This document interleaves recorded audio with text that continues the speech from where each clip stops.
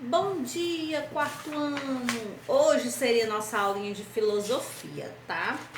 Mas como já terminamos o conteúdo de filosofia e estamos atrasados no conteúdo de ciências, então nós vamos ter aula hoje de ciências, ok? Pra gente poder concluir o nosso módulo para nossa prova, ok? Então você vai pegar aí o seu livro de ciências na página 230. Que ele fala as relações ecológicas entre os seres vivos, tá? Começa a leitura aí, ó. Então quer dizer que os seres vivos interagem uns com os outros apenas por meio da alimentação?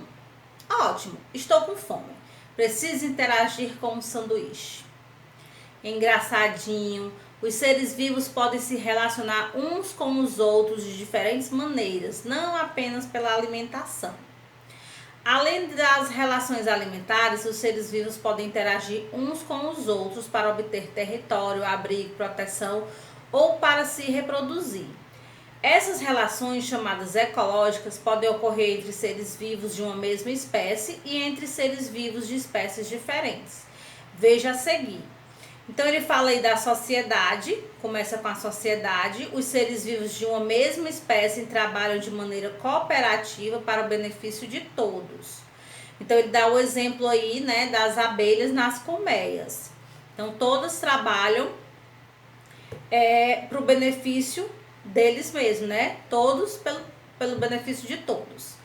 Na competição, ocorre entre indivíduos de uma mesma espécie e entre indivíduos de espécies diferentes, né? No caso aí, os seres vivos envolvidos podem competir por alimento, abrigo, território, por parceiros para reprodução, né? Para namorar. Então, isso aí é uma competição. Eles lutam entre si, né? Para ver quem vai ganhar, certo? Podem ser da mesma espécie, pode ser de espécies diferentes, tá?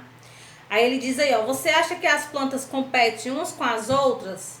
Competem sim, por luz, né? Por luz solar, por água, por espaço, né? Certo? Na 231 ele fala da predação, tá? Tem dois tipos, né? Ó, em geral ocorre entre indivíduos de espécies diferentes, tá?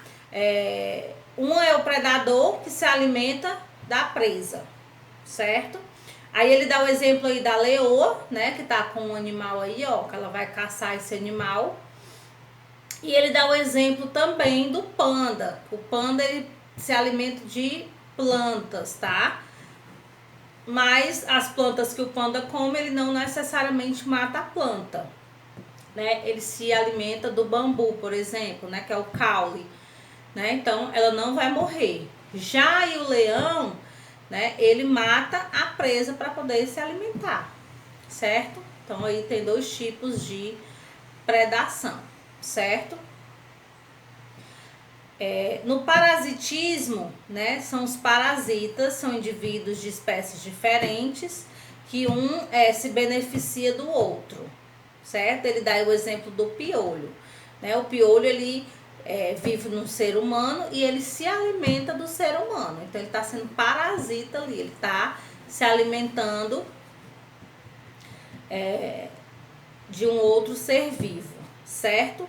E o inquilinismo, né, é como a gente já falou, né, ele vive sobre o outro ser vivo ou dentro do ser vivo, né? A gente já falei uma vez da planta, né, que ela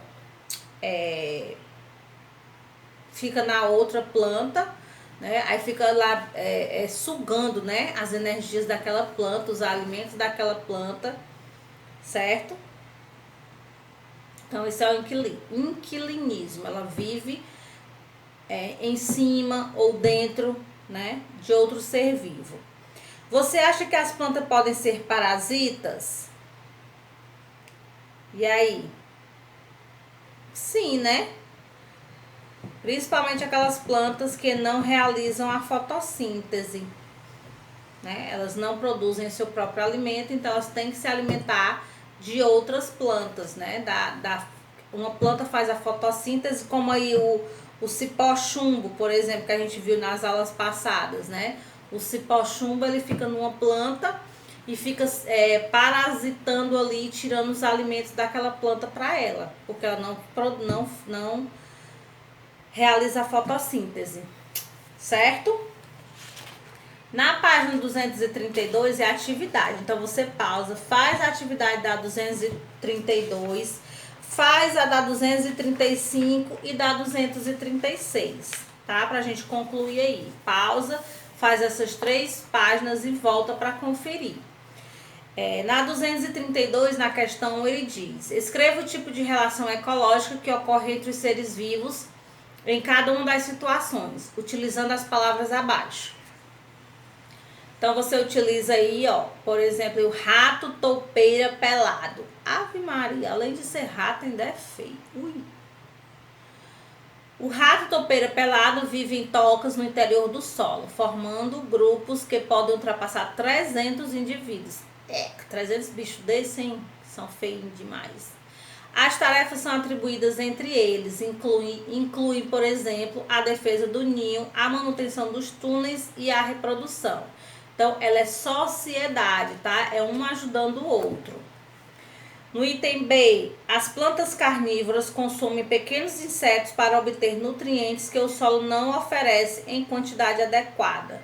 Então, isso aí é a predação, né? São predadores, as plantas são predadores dos insetos.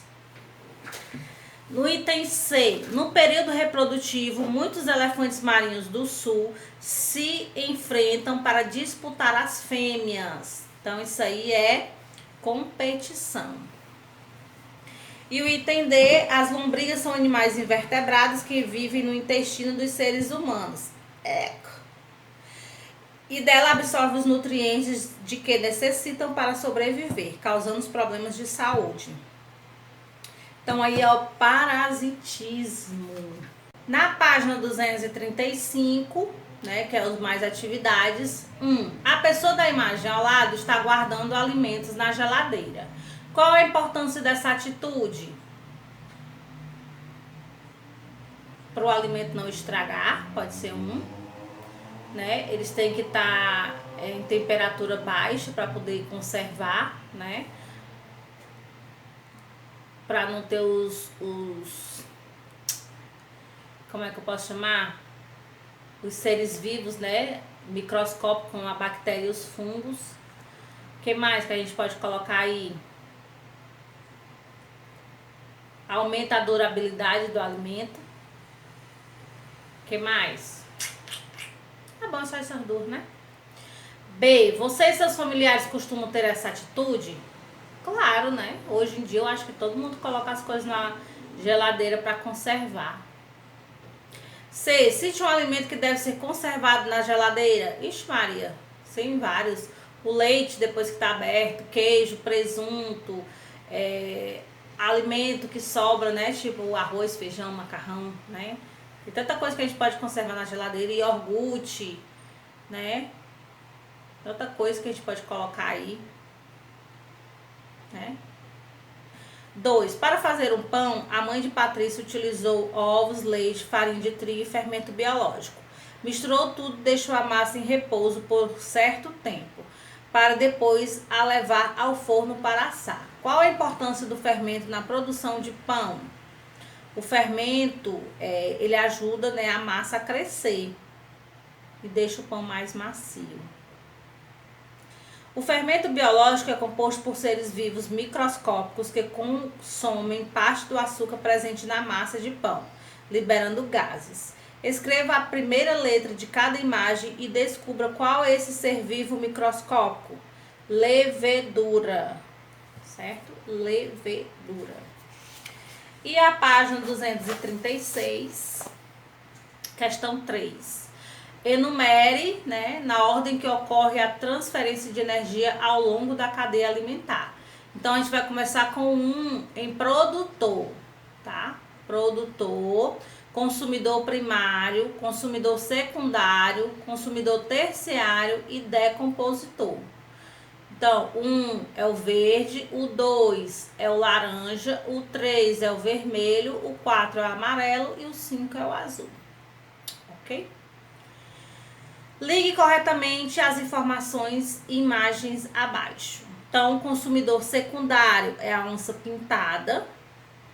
O produtor é o castanheira do Brasil.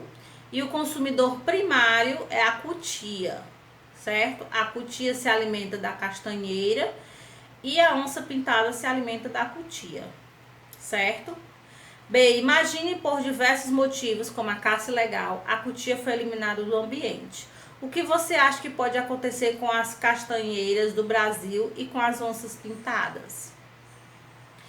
A eliminação da cutia no ambiente, primeiro pela dispersão das sementes, né? Que a cutia, ela pega aí, né? E sai distribuindo, né? Vai comendo e vai soltando as sementes da castanheira, né? Aí vai atrapalhar na reprodução das plantas, né? O que mais que a gente pode colocar aí? Da onça pintada, ele vai sofrer, né? Por falta de alimento, né? Que a cutia desaparecendo, desaparece um tipo de alimento aí para onça pintada, né? Então, você pode colocar outras coisas, tá? Isso aí são respostas pessoais, né? É o que você acha, tá? Eu dei algumas ideias só, ok? Então, concluímos aí nosso módulo 2, tá? Estudem para a prova, próxima semana é prova, começam as provas, tá? Então, estudem, ok? Beijinhos!